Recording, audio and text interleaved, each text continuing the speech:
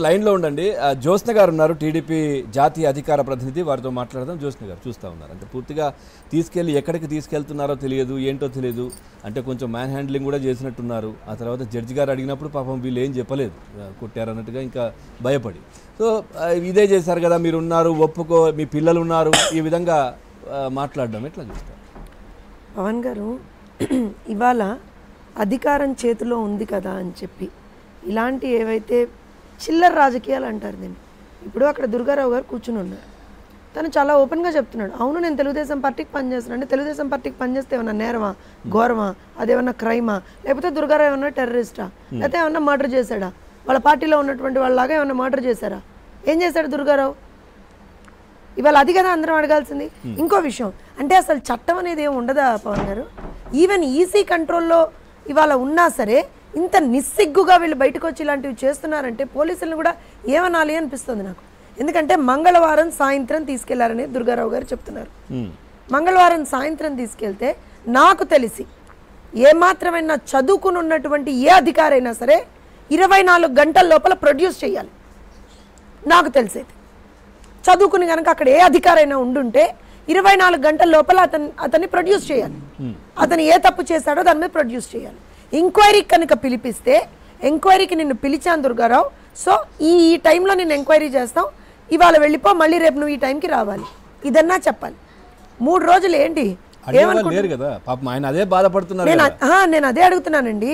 3 రోజులు అయ్య జాగిరా ఏమనుకుంటున్నారు? రాష్ట్రం అంటే ఏమనుకుంటున్నాడు ఒక్కొక్కడు అక్కడ కూర్చున్నవాడు? అధికారులు నిజంగా కూడా ఏమాత్రం వాళ్ళకి కామన్ సెన్స్ పనిచేయట్లేదు అసలు. మంగళవారం సాయంత్రం ఒక వ్యక్తిని, అతనే పార్టీ అన్నా కానివ్వండి సార్, ఒక వ్యక్తిని మీరు, ఒక మనిషిని మంగళవారం సాయంత్రం రోజు మీరు ఎక్కడికి తీసుకెళ్లారో ఎవరికి చెప్పరు. నేను మీకు ఇంకో విషయం చెప్తున్నాను పవన్ గారు, ఇది ఎంత దారుణమైనటువంటి హ్యూమన్ రైట్ వయలేషన్ అంటే మానవ హక్కుల ఉల్లంఘన ఇది.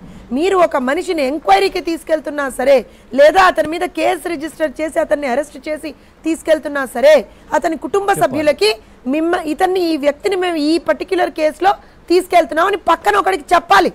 వాళ్ళ అప్రూవల్ తీసుకోవాలి. ఇప్పుడు దుర్గారావుని తీసుకెళ్తే వాళ్ళ తల్లిది కానీ, వాళ్ళ తండ్రిది కానీ, లేకపోతే వాళ్ళ భార్యది కానీ ఖచ్చితంగా అప్రూవల్ తీసుకోవాలి. అదే వదిలేసాక సంతకాలు పెట్టించుకున్నారు. నేను అదే చెప్తున్నా. అసలు వీళ్ళ అంటే వాళ్ళకు కూడా నిజంగా కూడా వాళ్ళ పాపం వాళ్ళకి ఏం తెలుస్తుందండి? తెలియదు కదా, సంతకాలు వాళ్ళు కూడా పెట్టకూడదు. అసలు నేను తీసుకెళ్ళినప్పుడు మా చేత సంతకాలు పెట్టించుకున్నావా, వచ్చాక ఎందుకు ఇస్తున్నావా అని అనాలి వాళ్ళు కూడా. సంబంధం లేదు. ఇప్పుడు ఎందుకంటున్నా అంటే నిజంగా మీరు ఒక విషయం ఆలోచించండి. మీరు ఇందా నుంచి విజువల్స్ వేస్తున్నారు, వారి వైఫ్ యొక్క విజువల్స్ వేస్తున్నారు సార్. ఆ అమ్మాయి గత 3 రోజుల నుంచి పడినటువంటి బాధ ఎవరికి చెప్పుకోవాలి సార్? వర్ణనాతీతం. చంటి బిడ్డలు వేసుకొని తన భర్త ఎక్కడున్నాడో తెలవకుండా, ఏమైందో తెలవకుండా నరక యాతన పడిందే ఒక ఆడబిడ్డ. ఎవడు కారణం దానికి? ఆ మాత్రం రెస్పాన్సిబిలిటీ లేదా? బాధ్యతాయుతంగా ప్రవర్తించాల్సినటువంటి పోలీసులు ఇవాళ రోజున ఇంత నిర్లక్ష్యంగా, ఇంత బాధ్యత రాహిత్యంగా ఎలా ప్రవర్తిస్తారు వాళ్ళు? మంగళవారం సాయంత్రం తీసుకెళ్ళి మంగళవారం, బుధవారం, గురువారం, శుక్రవారం, శనివారం, ఇవాళ తెల్లవారుజామున తీసుకొచ్చి వదిలేసి పేపర్ల మీద సైన్లు చేయించుకుంటారా? అసలు అంటే ఈ 5 రోజులు మీ కస్టడీలో ఉంచుకునేటువంటి అధికారం మీకు ఎక్కడిది? ఇది కూడా ఎందుకు జరిగిందో చెప్పమంటారు. వాళ్ళు ఎందుకు వదిలేశారో కూడా నాకు తెలిసి, మరి దుర్గారావు గారికి తెలుసో తెలీదు. హెబియస్ కార్పస్ పిటిషన్ వేయడానికి రెడీ అయ్యారు.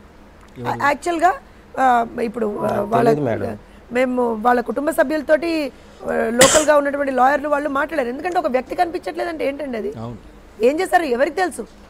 అతను చెప్తున్నాడు, ఇప్పుడు బయటకు వచ్చి దుర్గారావు చెప్తున్నాడు, నన్ను ఇక్కడికి తీసుకెళ్లారండి, అదేదో సిసిఎస్ ఏదో, నాకు అసలు అక్కడ ఉన్నది కూడా తెలియదండి, అక్కడికి తీసుకెళ్లారండి, తర్వాత ఏదో సర్కిల్ ఆఫీస్కి తీసుకెళ్లారండి అని అతను చెప్తున్నాడు. మరి ఈ 5 రోజులు ఏం పోలీసులకు అంతా కూడా బుద్ధి లేదా అండి? కనీసం బయటకు వచ్చి చెప్పాలి కదా, ఇతన్ని మేము కస్టడీలోకి తీసుకున్నాం, ఇతన్ని విచారిస్తున్నాం అంటే. ఒక కుటుంబాన్ని మీరు ఇవాళ రోజున అంత మనోవేదనకు గురి చేస్తారా? మీరు ఆలోచించండి పవన్ గారు. మీ కుటుంబ సభ్యులో, లేకపోతే ఆ అధికారులు ఎవరైతే ఉన్నారో వాళ్ళ కుటుంబ సభ్యులో ఎవరైనా సరే ఇలా కనపడకుండా ఒక 4 రోజులకు పోతే ఎలా ఉంటుందండి పరిస్థితి? కనీసం ఏమంటున్నా అంటే, మీరు మంగళవారం సాయంత్రం అతన్ని తీసుకెళ్లారు. తీసుకెళ్ళినప్పుడు ఫస్ట్ ఆఫ్ ఆల్ మీరు చేసినటువంటి మొట్టమొదటి తప్పు ఏంటంటే అతని కుటుంబ సభ్యులకు మీరు ఇన్ఫార్మ్ చేయలేదు, అతను మా కస్టడీలో ఉన్నాడు, మేము తీసుకెళ్తున్నాం, అతన్ని మేము విచారిస్తున్నాం, ఈ ఫలానా కేసులో జగన్మోహన్ రెడ్డి మీద గులకరాయి పడింది, ఆ గులకరాయి కేసులో అతన్ని మేము విచారిస్తున్నాం అని చెప్పాలి కదా. తెలియదట, ఆయనకు కూడా తెలియదంట అసలు ఎందుకు తీసుకొచ్చారు, ఏం చేస్తున్నారు, ఏం అడుగుతున్నారో కూడా తెలియదు చెప్పాలి. వాళ్ళు ఇప్పుడు పోలీసులకైతే తెలుసు కదా సార్, దుర్గారావు గారికి అడిగితే తెలీదు, పోలీసులకు తెలుసు కదా, దేంట్లో తీసుకెళ్లారు, ఏ కేసులో తీసుకెళ్లారు పోలీసులకు తెలుసు కదా, మరి ఎందుకు చెప్పలేదు? అంటే బలవంతంగా ఒప్పిద్దామనా, బలవంతంగా ఇతని మీద ఒక నేరం మోపి. ఇవాళ నా భయం ఏంటంటే అండి, ఈవెన్ వీళ్ళు ఇప్పుడు వీళ్ళ సామాజిక వర్గానికి చెందినటువంటి ఆ అబ్బాయి సతీష్ని కూడా తీసుకెళ్లారు. సతీష్ మీద ఆల్రెడీ నేరం మోపారు, అతన్ని 14 రోజులు రిమాండ్కో దేనికో పంపించారు. నేనేమంటున్నా అంటే అది కూడా ఎంతవరకు నమ్మగలం ఇప్పుడు ఇది చూసిన తర్వాత? ఒక బాధితుడు బయటకు వచ్చి నా మీద ప్రెషర్ పెట్టారండి, నాయకుడి పేరు చెప్పమని ప్రెషర్ పెట్టారు, నన్ను చెయ్యని తప్పు ఒప్పుకోమని చెప్పి ప్రెషర్ పెట్టారు. కూడా ఈయన ముందుకు వచ్చి చెప్పారంట కదా, నేను ఏం చేయలేని పరిస్థితిలో చెప్తున్నాను అనే విధంగా ఆయన కొంచెం. నేను ఒకటే చెప్తున్నా, ఇతనైతే బయటకు వచ్చి వాళ్ళు చెప్తున్నాడు కదా, మరి చెప్తున్నప్పుడు నా డౌట్ ఏంటంటే ఈవెన్ సతీష్ తోటి కూడా ఇలానే బలవంతంగా ఒప్పించారా అనేటువంటిది మొదటి ప్రశ్న. ఇంకోటి, మరి దుర్గారావు గారు దానికి సంబంధించినటువంటి ఎక్స్ప్లెనేషన్ అంటే ఒక క్లారిఫికేషన్ మనకి ఇవ్వాలి. మొన్న అయితే మొత్తం విజువల్స్ ఏమొచ్చాయంటే ఆ బస్తీకి చెందినటువంటి పిల్లల్ని, ఆడవాళ్ళని కూడా 200 రూపాయలు ఇస్తాం, 300 రూపాయలు ఇస్తాం, 350 రూపాయలు ఇస్తాం అని చెప్పి ఈ ఫలానా మీటింగ్కి రండి, జెండాలు పట్టుకోండి అని చెప్పి తీసుకెళ్లారని చెప్పి కూడా మొన్న వాళ్ళు బయటకు వచ్చి ధర్నా చేశారు. చేసి ఏమన్నారంటే డబ్బులు ఇస్తామని చెప్పి తీసుకెళ్లారండి, మా పిల్లల్ని 8 మంది పిల్లలను 7 మంది పిల్లలను అన్యాయంగా ఇవాళ రోజున అదేదో సొల్యూషన్ తాగుతున్నారనో ఇంకోటి ఏదో కొంచెం విచారించి పంపిస్తామని చెప్పి తీసుకెళ్లారు. పిలిచిందేమో జెండాలు పట్టుకోండి డబ్బులు ఇస్తామని చెప్పి పిలిచారండి, తర్వాత ఇలా కేసులు పెట్టారండి, వాళ్ళని అన్యాయంగా మా పిల్లల్ని తీసుకెళ్లారండి అని మొన్న తల్లులు పాపం ఏడ్చినటువంటి ఘటన చూడలేదా? అంటే ఏంటి వీళ్ళకి అసలు జగన్మోహన్ రెడ్డి గారికి ఆ బ్యాచ్ అందరికీ ఎందుకండి బీసీలు అంటే ఇంత కక్ష? నాకు అర్థం కాదు, ఎందుకంత కక్ష? వాళ్ళు ఏం పాపం చేశారు? ఇవాళ అక్కడ మీరు చూడండి, దుర్గారావు చేసిన పాపం ఏంటో నాకు ఒక్కటి చెప్పండి సార్, ఆయన తప్పేంటో ఒక్కటి చెప్పండి. అదే 2 నెలలుగా మీ పార్టీ కోసం పనిచేయడం అంటే ఏం పార్టీ అంటే జాగీరా? 2 నెలలు ఆంధ్రప్రదేశ్ రాష్ట్రం ఏమైనా జగన్మోహన్ రెడ్డి పార్టీకో, జగన్మోహన్ రెడ్డి జాగీరా? ఏ పార్టీకి ఎవడు పని చేయకూడదా? దుర్గారావుకి ఇష్టం ఉంది తెలుగుదేశం పార్టీతో పనిచేస్తున్నాడు, నాకు ఇష్టం ఉంది నేను తెలుగుదేశం పార్టీతో పనిచేస్తున్నా, నీకు ఇష్టం ఉంది నువ్వు వైఎస్ఆర్సీపీతో పనిచేస్తున్నావేమో.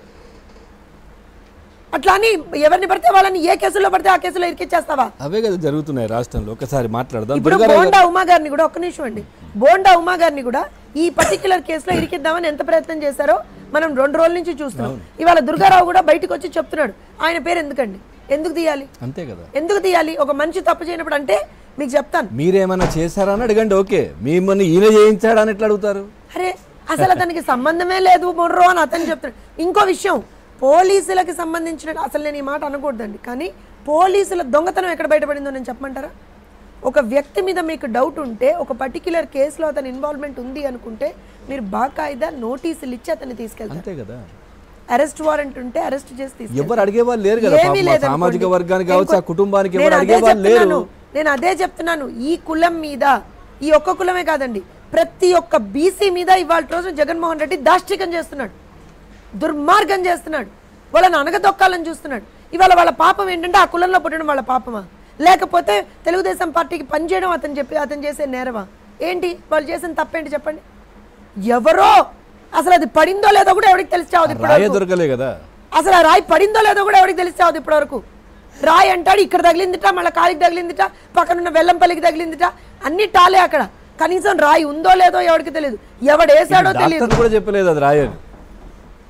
సార్ నాకు ఇప్పటికీ అదేంటంటే, నేను అంటే మళ్ళీ నిజంగా కూడా ఇదవుతుందేమో, కానీ ఒక రాయి ఒక అంత దూరం నుంచి వచ్చి తగిలినప్పుడు the impact would be really high and అంత ఈజీగా ఏదో మామూలుగా ఒక చిన్న కట్టు వేసి దానికి అంటే మరి ఎన్ని రోజులు బ్యాండేజ్ చేస్తారో నాకు తెలీదు, కాకపోతే తెల్ల బ్యాండేజ్ అయితే వేస్తున్నారు, సోషల్ మీడియాలో జరుగుతున్నాయి కదా, తెల్ల బ్యాండేజ్ అయితే వేస్తున్నారు. తర్వాత షరతులు కూడా పెట్టుకుంటున్నారు. నేనేమంటున్నా అంటే సరే బ్యాండేజ్ చేసుకున్నారు, మీరు తొందరగా కోలుకోవాలని మేము కూడా రాష్ట్ర ప్రజలుగా కోరుకుంటున్నాం, రాష్ట్ర ముఖ్యమంత్రి కాబట్టి మీరు.